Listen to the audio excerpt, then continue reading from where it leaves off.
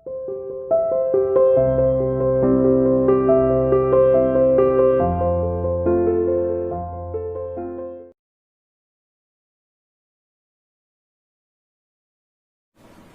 dear student, welcome to CA International School online classes.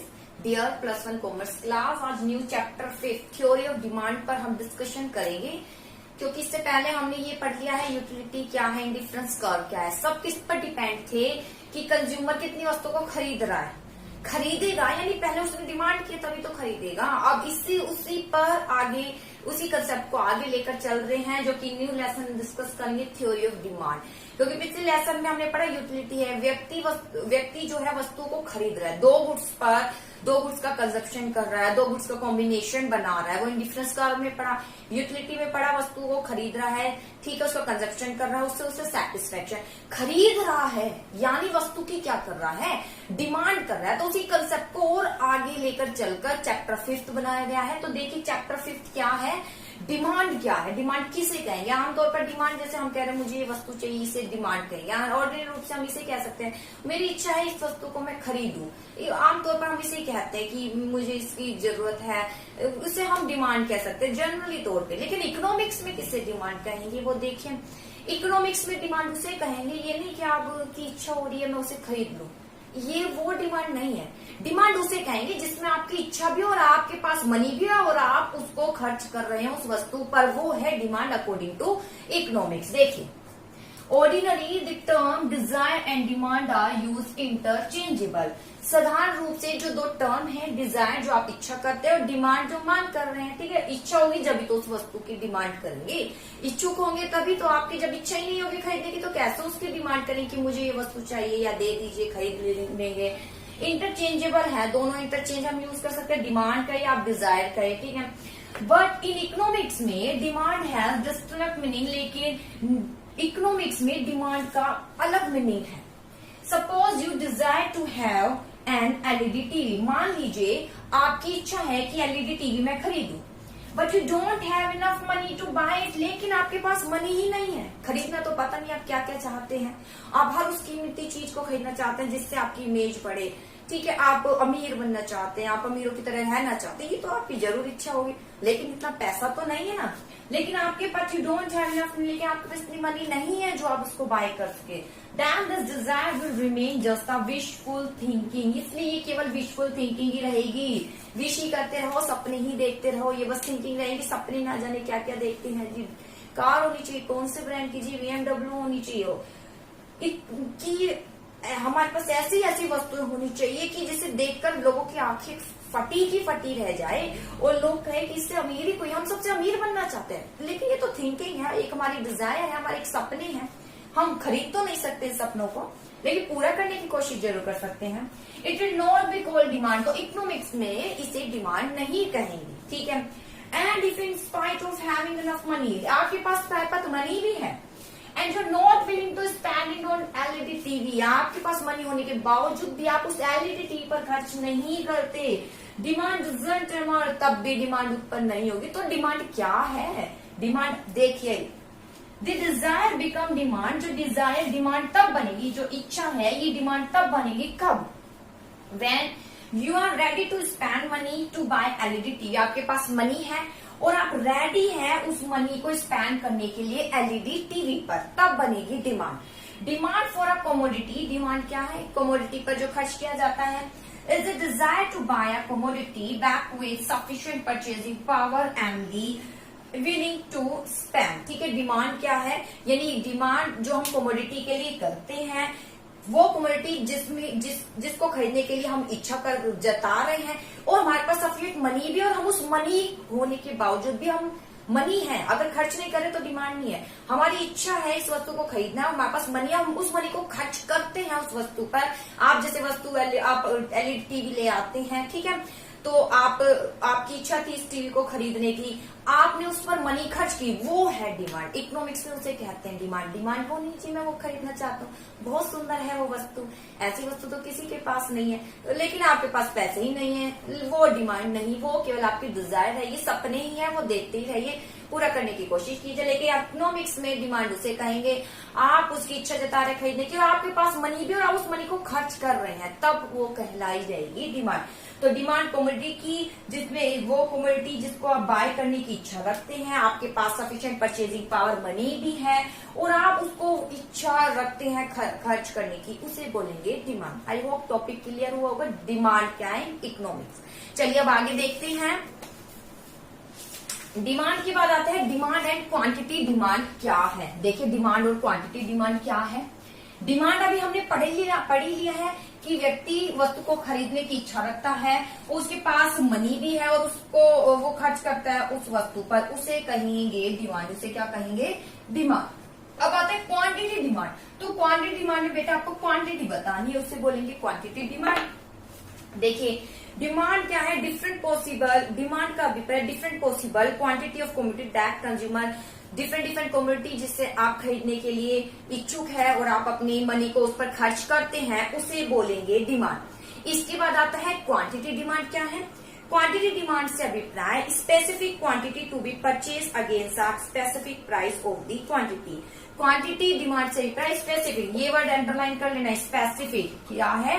Specific demand से है, specific quantity से है, ठीक है। स्पेसिफिक क्वांटिटी यानी एक निश्चित क्वांटिटी जिसे आप एक स्पेसिफिक प्राइस पर खरीद करने के लिए क्या है विलिंग है, उसे बोलेंगे क्वांटिटी डिमांड। जैसे कि देखिए quantity demand refer to specific quantity purchase करते हैं आप एक स्पेसिफिक प्राइस पर। जैसे quantity demand X refer to, जैसे 1 यूनिट आप परचेज करना चाह रहे हैं लेकिन 6 रुपए पर यूनिट प्राइस पर। जैसे मैं कहती हूँ कि ये मार्कर मैं 4 इसकी यूनिट खरीदना चाहती हूँ, लेकिन कब? जब एक मार्कर मुझे कितने रुपए का मिल रहा है? 10 रुपीज ईच का।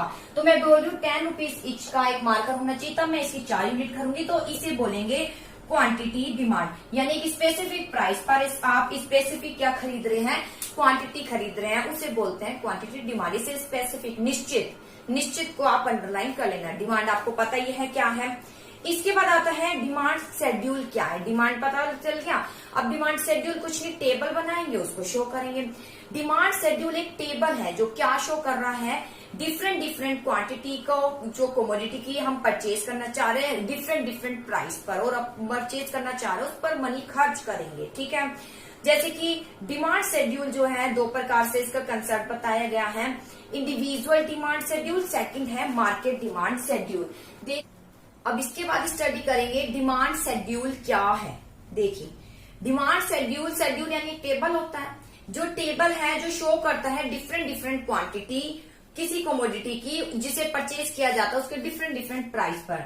डिमांड शेड्यूल क्या है? जो क्या शो करता है कि डिफरेंट क्वांटिटी जो कमोडिटी की है उसे परचेज किया जाता है डिफरेंट प्राइस पर। डिफरेंट प्राइस पर क्या किया जाता है? परचेज किया जाता है एक निश्चित समय पर, उसे बोलते हैं डिमांड शेड्यूल, ठीक है। ये 2 प्रकार से बनाया जाता है, एक तो इंडिविजुअल डिमांड शेड्यूल और दूसरा है मार्केट डिमांड शेड्यूल। अब आता है इंडिविजुअल डिमांड शेड्यूल। क्या है? देखिए इंडिविजुअल डिमांड शेड्यूल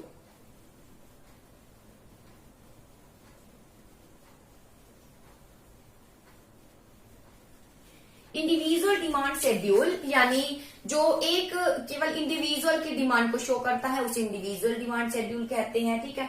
वह टेबल जो शो करती है कि एक बायर कमोडिटी को की विभिन्न क्वांटिटी खरीदता है उसके प्राइस के अकॉर्डिंग। जैसे देखिए इंडिविजुअल डिमांड शेड्यूल से अभिप्राय इंडिविजुअल के उस डिमांड शेड्यूल यानी उसके एक शेड्यूल से है, उस टेबल से है जो वो प्राइस के अकॉर्डिंग बनाई गई है, जिसमें एक कंज्यूमर है जो कमोडिटी को खरीदता है मार्केट में।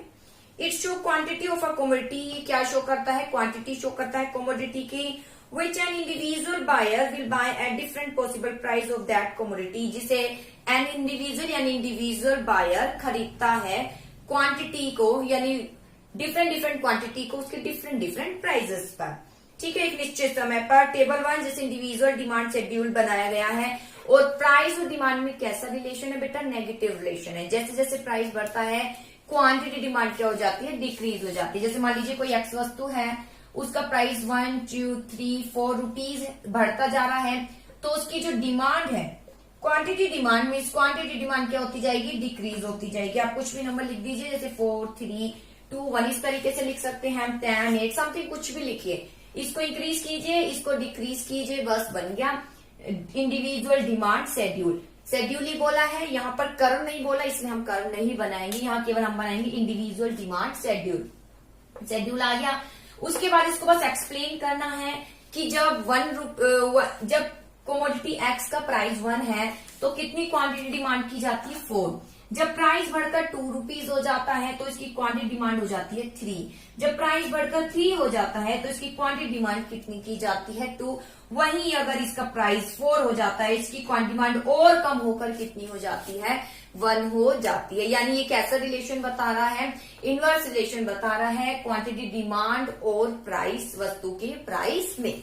चलिए देखिए, जैसे यहाँ भी लिखा हुआ है टेबल 1 क्या शो कर रही है, मान लीजिए टेबल 1 है, क्योंकि फर्स्ट टेबल ही बनाई है मैंने इस लेसन में, जो शो करती है गुड्स एक्स का प्राइस जैसे जैसे इंक्रीज हो रहा है, क्वांटिटी डिमांड क्या होती जा रही है, डिक्रीज हो रही है। जब प्राइस 1 है, कंज्यूमर 4 यूनिट का कंजप्शन कर रहा है, ऐसे ही जब प्राइस 4 है तो ओनली 1, तो इसलिए इनवर्स रिलेशन है। इसके बाद आता है market demand schedule. Market demand schedule यानी जो एक से ज्यादा बायर के डिमांड को शो करता है, उसे बोलते हैं मार्केट डिमांड शेड्यूल। जैसे देखिए,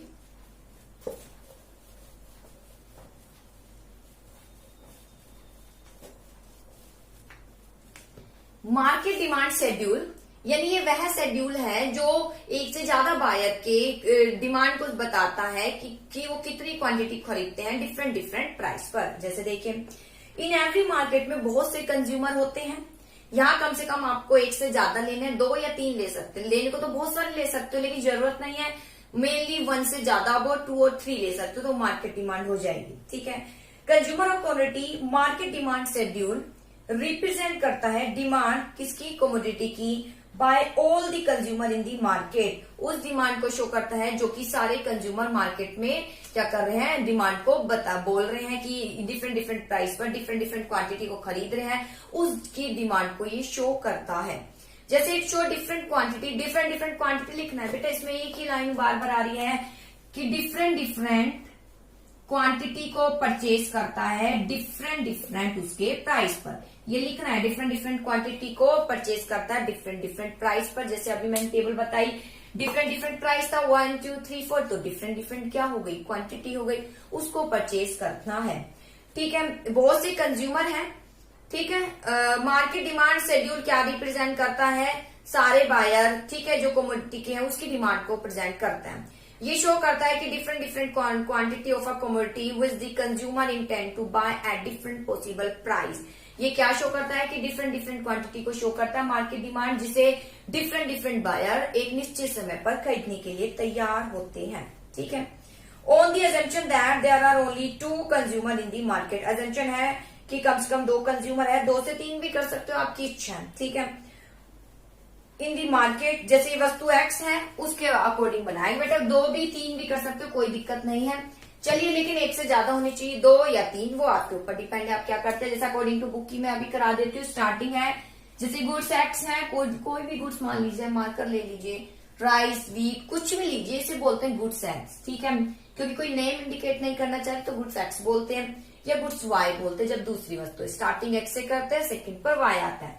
ठीक है, मान लीजिए इसका प्राइस 1, 2, 3, 4 है, तो जो कंज्यूमर है, यानी ए कंज्यूमर कह सकते हो, और ये कंज्यूमर बी है, कितनी क्वांटिटी डिमांड करता है। देखिए, कंज्यूमर ए 4, 3 वही टेबल कर लीजिए 1, ठीक है, या 5 कर लीजिए, इसको थोड़ा बढ़ा लीजिए, क्योंकि बेटा 3 से शुरू तो नहीं कर सकते हैं, 0 थोड़ी करेंगे आप, यहाँ शो करना पड़ेगा।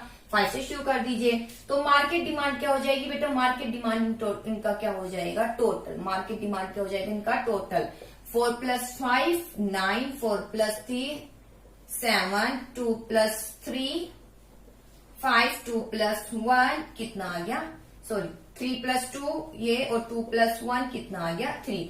तो देखिए, जैसे जैसे प्राइस बढ़ रहा है, क्वांटिटी डिमांड क्या हो रही है, कम होती जा रही है। फिर आपको एक्सप्लेनेशन में क्या लिखना, कुछ नहीं लिखना, सिंपल सा, जब प्राइस 1 है तो कंज्यूमर ए 4 यूनिट को खरीदता है, वहीं कंज्यूमर बी उसकी 5 यूनिट को खरीद रहा है। जब इसका प्राइस बढ़कर 2 हो जाता है तो कंज्यूमर ए अपनी यूनिट को कम कर देता है, 4 से 3 पर जाता है, वही कंज्यूमर भी अपनी यूनिट को कम करके 5 से 4 पर आता है। ऐसे ऐसे करते हुए आप लास्ट पर जा सकते हैं। और बस लास्ट यही बताना है इनके बिटवीन कैसा रिलेशन होता है, इनवर्स रिलेशन होता है प्राइस और क्वांटिटी डिमांड के बिटवीन। बस बेटा हो गया खत्म, यही है।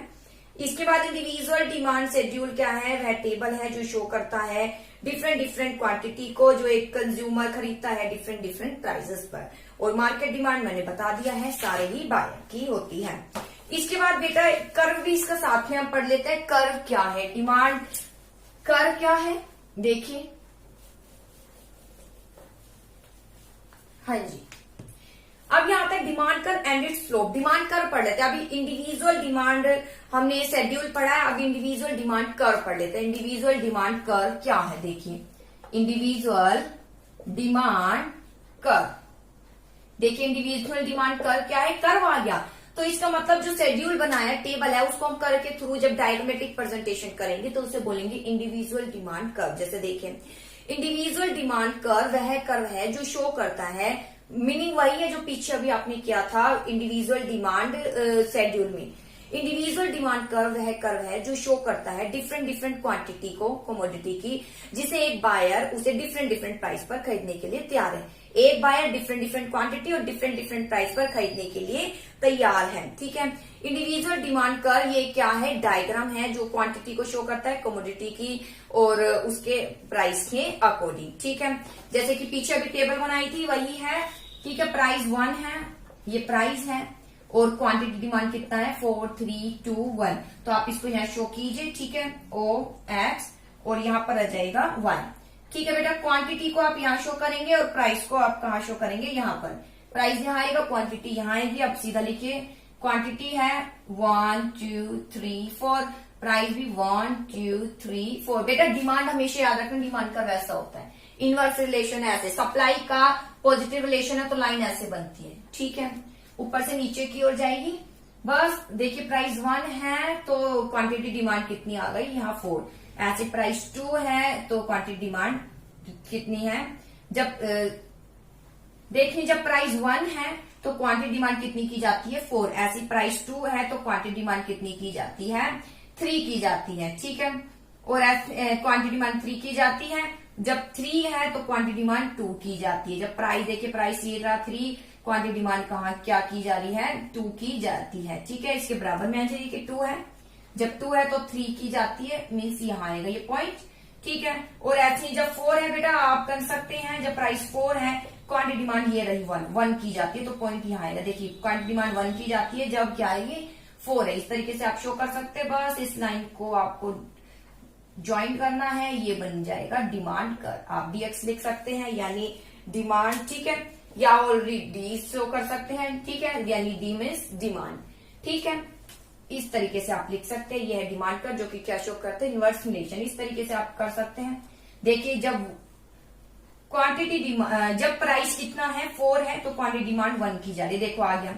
ऐसे ही इस तरीके से इसको ज्वाइन करके भी आप कह सकते हैं, डॉटेड में ज्वाइन करना है। मैंने इस तरीके से कर दिया, आपको डॉटेड में शो करके आप दिखा सकते हैं। बहुत ही सिंपल है। बस इसका एक्सप्लेनेशन सिंपल। डिमांड का स्लोप डाउनवर्ड हो रहा है लेफ्ट राइट की ओर। ठीक है, यहां से शुरू होकर लेफ्ट से राइट की ओर जा रहा है। ठीक है, और ये क्या शो करता है, इनवर्स रिलेशन कमोडिटी और प्राइस। कुछ नहीं लिखना, बस कर्व बना के उसको शो करना। इसके बाद आता है मार्केट डिमांड कर्व क्या है। तो मार्केट इंडिविजुअल डिमांड कर्व देख लिया, मार्केट डिमांड कर्व देख लेंगे। देखिए क्या है मार्केट डिमांड कर्व, टेबल बनाएंगे वही, कमोडिटी एक्स है।